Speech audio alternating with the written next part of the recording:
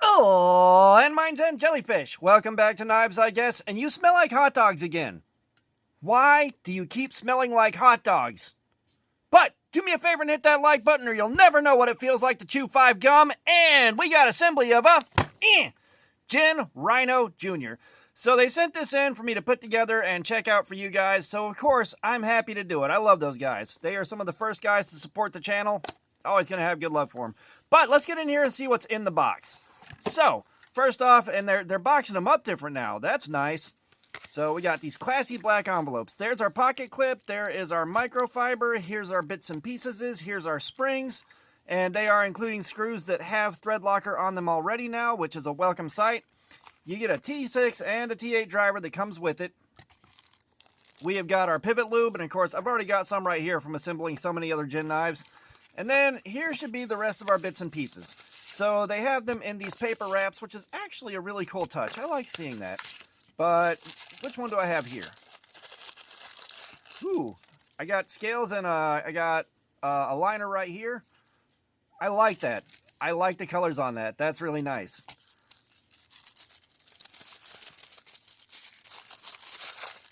We've got the blade here, and of course this is a safety trainer, so there's no edge on it. We'll get into that in just a minute here. And we got the other scale and the other liner.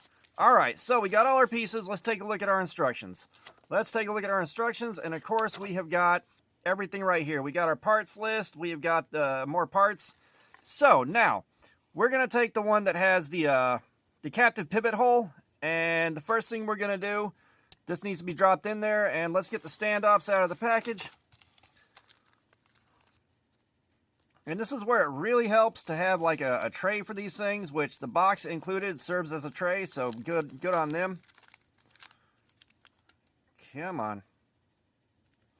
You know, this is where advancing age and deteriorating eyesight always come in and bite me in the nether regions. Okay, so we got a standoff right here. And we got a standoff right here. Nope, that is a thumb stud. Actually, that's the button. Okay. So we got our standoffs that go right here, and of course they are on the picture. So I've got that right, Ooh. We'll do one screw at a time. It's a lot easier to take the screws and put them through first and hold them down.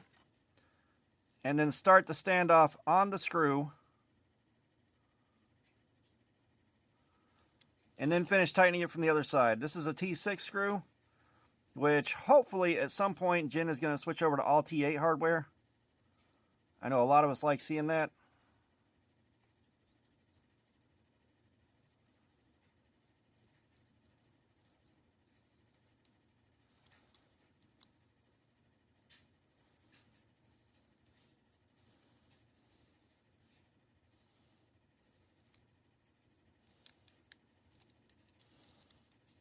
Do I have the right screw? I might not have the right screw in here.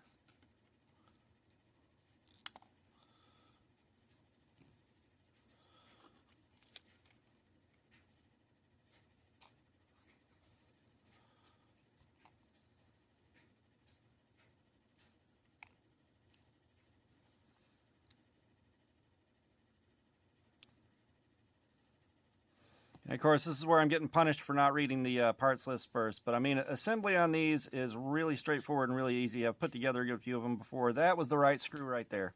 Okay, so we have the right screw now. Let's get our other standoff installed. Now we are cooking with flammable materials.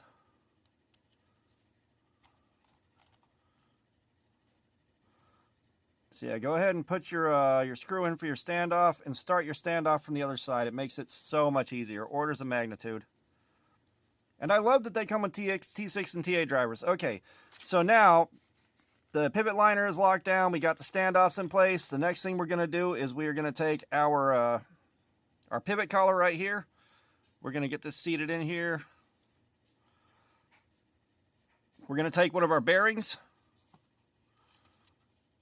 Get over here. We're going to take one of our bearings.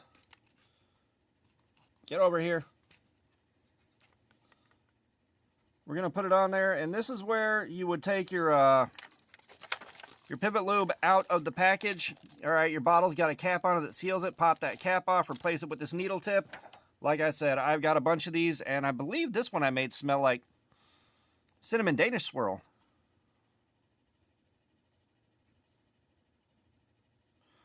So less is more with that. Less is more, like by a lot. Okay, so we've got that. Now we're going to take our button for our button lock.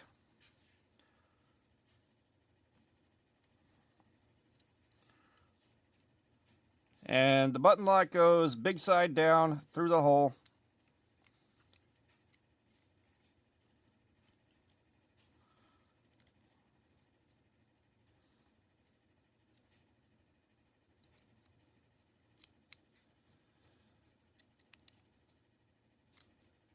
It goes into the channel on the back of the blade. It's sent home. So now your button lock is installed. The blade is holding it in place. And we're going to drop our next bearing down on top of it. And we're going to get our stop pin. And our stop pin goes right here. So we got our stop pin, we got our next bearing in. We're going to put a tiny drop of lubrication on here. And I do mean less is more. Okay, so now that that's in there,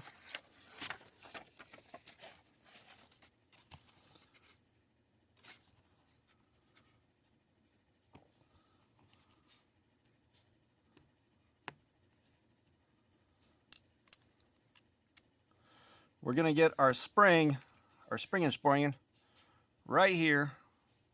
Your spring will go right there in that little hole right there. And then the spring nests in this hole right here.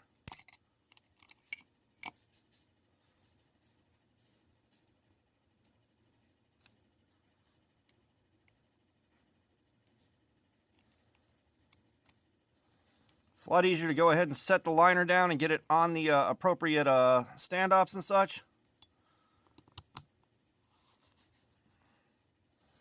Okay, we're all squished together now, so we're going to take the pivot screw first and our T8 driver.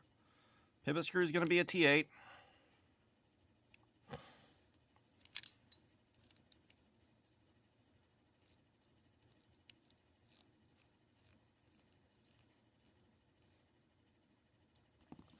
Pivot screw is holding this down while you put everything else in.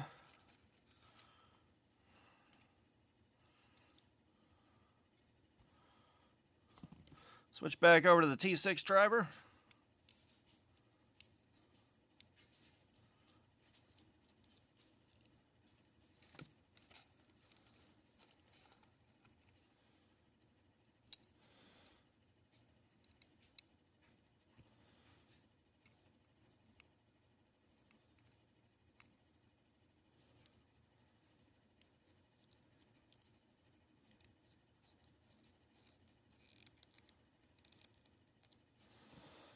Okay, now we're assembled. Let's see.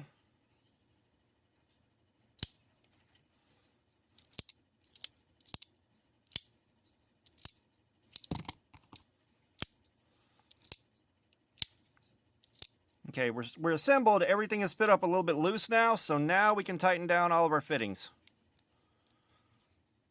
And you can check and see if the blade is centered while you're doing this. If it's not, adjust your pivot screw a little bit.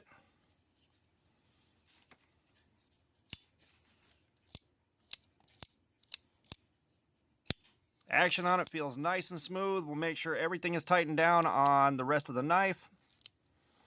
That's tight. That's tight. Guten Toit. And Guten Toit. Okay, so we're going to close up our oil and we're going to get our pocket clip out.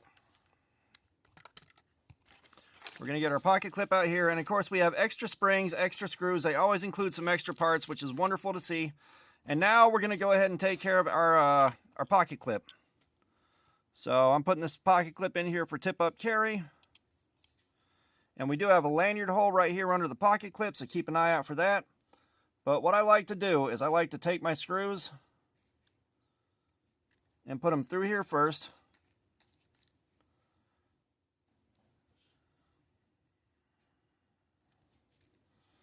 This is way easier than fighting with it, trying to get them through when they're already down here.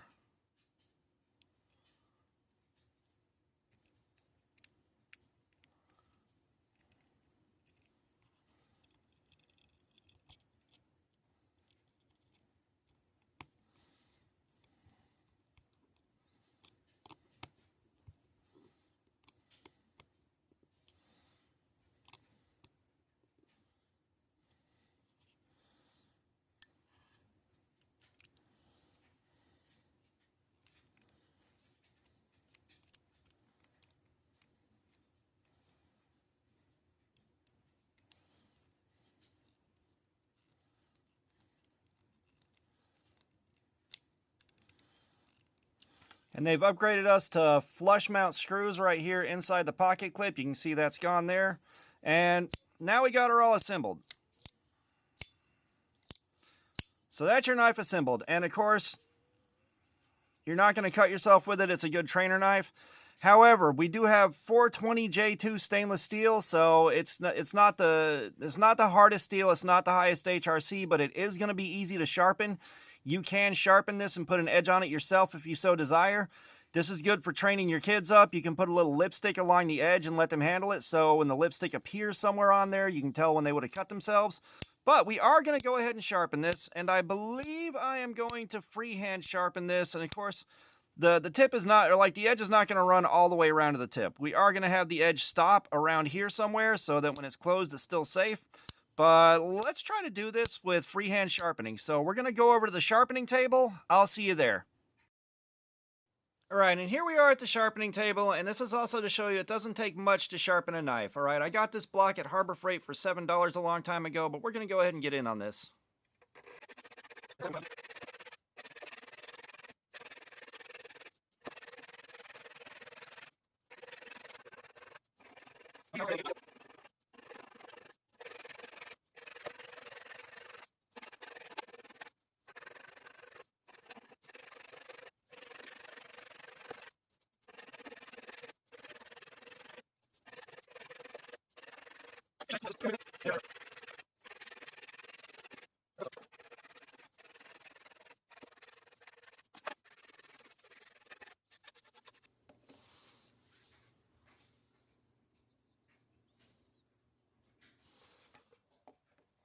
All right, so that's the material removal and the base sharpening out of the way. We're going to go ahead and strop this up. I've got diamond emulsion on this, but you can use anything that you have. Just cheap buffing compound on a strip of leather will do the job. Toothpaste if you got it, just anything. But you got to strop this to get rid of the burr, and we're making sure this is as sharp as we can get it.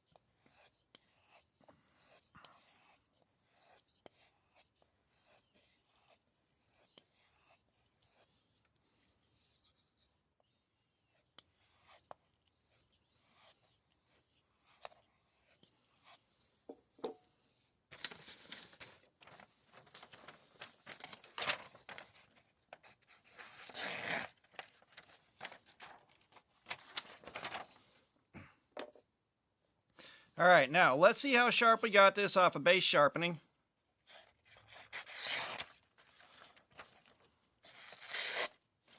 Okay, so we're doing all right there. We're doing all right, but let me show you another method. If you have a powered system, we'll also take a look at that. So let's take a look at it. So this is where if you have a powered system, it's going to go a lot faster and easier. We were able to get a decent sharpen off of that in a hurry, but this is a lot easier.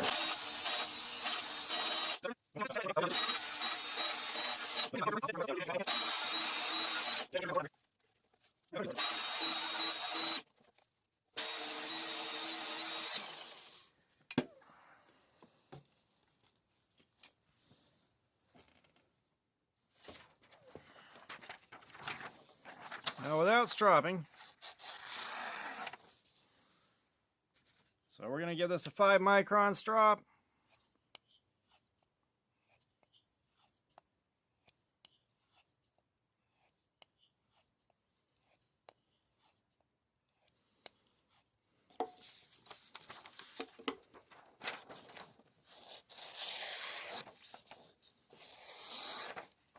So now we're sharp enough to work with. And so now you've gone from a safety trainer to a sharp knife with a blunt tip. You've gone to a knife with a blunt tip that's also a good training knife, and it's good to make that next step towards having a regular knife. Let's head back to the tabletop. Okay, And that's the Rhino Jr. assembled and sharpened. I used a hybrid sharpening system. I haven't established a lot of bevels freehand like that from scratch, so it took me a little while. I went ahead and got the powered belt grinder to go ahead and finish this thing off, but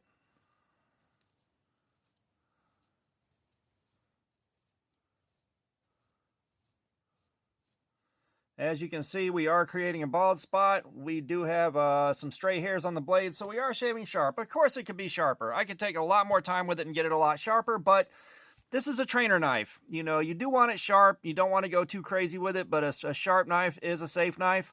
And yeah, the tip is still blunt. I left the tip blunt. And of course, you close it. You don't have edge protruding right here. And if you really wanted to, you could grind a tip onto this thing and make it a full-fledged knife. But, at that point, you're probably better off just buying the Rhino.